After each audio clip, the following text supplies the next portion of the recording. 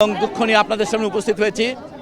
আপনারা জানেন যে শরীফ ওসমান হাদি গুলিবিদ্ধ হওয়ার পর থেকে ঢাকা মেডিকেল কলেজ এবং এভার কেয়ারে ধারাবাহিকভাবে তার চিকিৎসা করা হয়েছিল এবং সেই চিকিৎসায় তার বর্তমান অবস্থা এয়ারলিফট করার জন্য যখন সন্তোষজনক হয়েছে তখনই আমাদের সরকারের পক্ষ থেকে সিঙ্গাপুর জেনারেল হাসপাতালে তাকে শিফট করার জন্য অ্যাম্বুলেন্স আনার প্রস্তুতি নেওয়া হয়েছে এবং তার প্রেক্ষিতে এয়ার অ্যাম্বুলেন্স এসেছে সকাল 11টার দিকে এবং তারপর এইমাত্র এয়ার অ্যাম্বুলেন্সে করে ওসমান হাদি সিঙ্গাপুর জেনারেল হাসপাতালের উদ্দেশ্যে রওনা হয়েছে।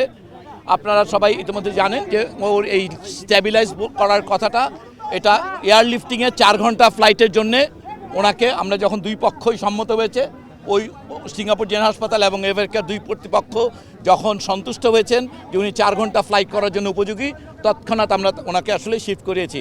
এখন আপনারা সবাই দোয়া করবেন। আমরা বলতে চাই যে ওনার আঘাত সম্পর্কে আপনারা ইতিমধ্যে অনেকবার শুনেছেন। ওনার গুলিবিদ্ধ যে মস্তিষ্ক সেটা ছাড়া বাকি অর্গানগুলো আল্লাহর রহমতে বলা যেতে পারে কিডনি, হার্ট এবং রেসপিরেশন এই 3টি ক্ষেত্রে এখন পর্যন্ত এটাকে নিয়ন্ত্রণযোগ্য এবং বিভিন্ন ওষুধ এবং অক্সিজেনের মাধ্যমে সেগুলোকে মোটামুটিভাবে এখন পর্যন্ত নিয়ন্ত্রণ করা যাচ্ছে, যে কারণে উনি এই ফ্লাইটটা কমপ্লিট করতে পারবেন। এয়ার অ্যাম্বুলেন্সে ওনার সঙ্গে ওনার ভাই এবং ওনার ভাইয়ের বন্ধু তারা ওনার সঙ্গে গিয়েছেন। আমাদের ওই পক্ষে সিঙ্গাপুরে আমাদের হাই কমিশন এই ব্যাপারে সম্পূর্ণ অ্যালার্ট এবং সিঙ্গাপুর জেনারেল হসপিটালের সকল টিমের যারা আছেন তাদের সবার সঙ্গেই কিছুক্ষণ আগে আমাদের তাদের টেলিকনফারেন্সিং হয়েছে।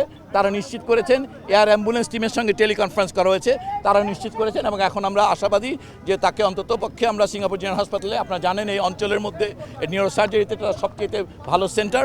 এখন আমরা শুধুমাত্র হাদির জন্য দোয়া চাইব। আমরা আশা করব যে সবাই আপনারা দোয়া করবেন। আল্লাহ যদি সাহায্য করেন অবশ্যই হাদি একটা মাত্রার সুস্থতা নিয়ে ফিরে আসতে পারবে। দোয়া করবেন সবাই। ধন্যবাদ।